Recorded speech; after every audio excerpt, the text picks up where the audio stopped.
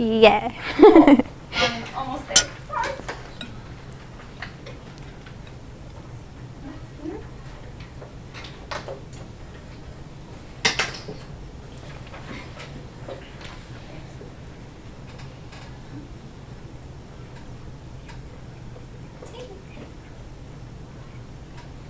Okay, whenever you're ready.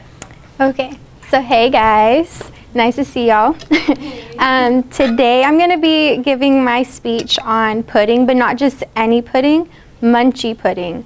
Y'all might not know what that munchie pudding is, but I'm sure you've heard it before. 7-layer like pudding dip or non-baked cake or something like that. I call it munchie pudding. I'm sure you know why, the name. I tend to make it when the munchies occur. But I started doing this because my mom and we started going to parties, and you see the regular desserts, the same cake, the same cookies, you get kind of bored with the same desserts. So we started looking online, looking for different recipes to take to these parties or family events wherever we go to.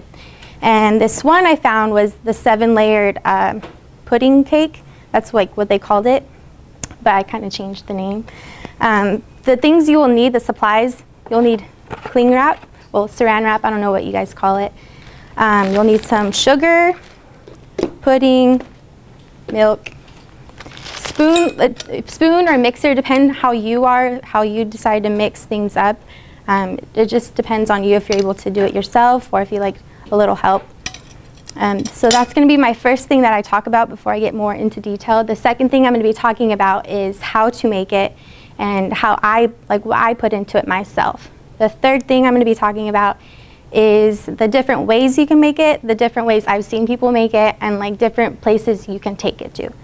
So like I mentioned before, the supplies you will need is some cling wrap, spoon to mix or a mixer, a bowl, a refrigerator to keep it chill, some cup or spoon, whatever you want to put it in. You can put it into something like this, or you can have it into a glass tray depending on the person. It doesn't really matter.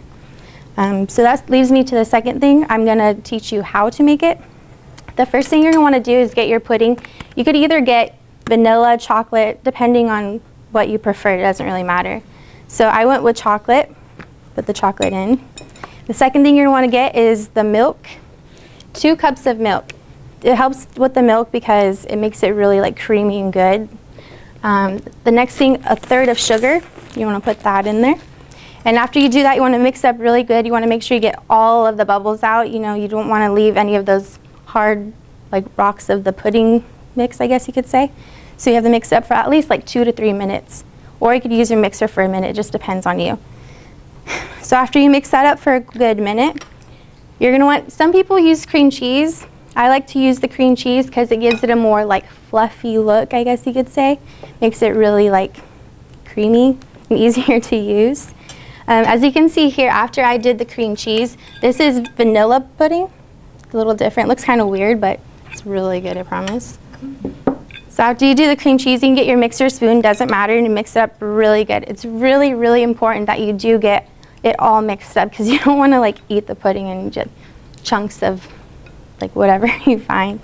So after mixing that, you're going to go ahead and you can get you actually have to get the cling wrap and you're going to put it over the top and leave it in the fridge for an hour. The longer that you leave it in, the easier it is, or the more, I guess, dense you could say it is. After you leave it in there for an hour, or during the hour, you can get your tray or whatever you decide to use. Open up your graham crackers, if I could open them up. Okay. Now it just depends on the person or however you decide to show your display of your dessert. I mean, you could just leave it in there like that. How I usually do it when I have like a glass tray, I tend to like lay it out all flat together. So that's usually my first layer. After that, I'm going to go ahead, use my pudding. Make sure it's all stirred up a little bit. It sounds gross, but it's so good. Okay, I'm just gonna layer that. It doesn't look as good as like it's supposed to, like I've had made it before, just because the container I'm using is not usually the same I usually use. So once you layer that, go ahead and get your whipped cream. Again, if I could open it. Maybe not. There you go. Get your whipped cream.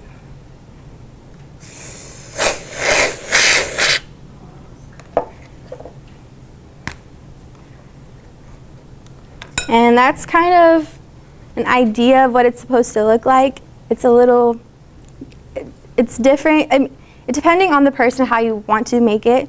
You can make it, you know, the clear tray, you can make it into this little, wherever you decide to go. So once you make it, that's kind of the idea of what it's supposed to look like.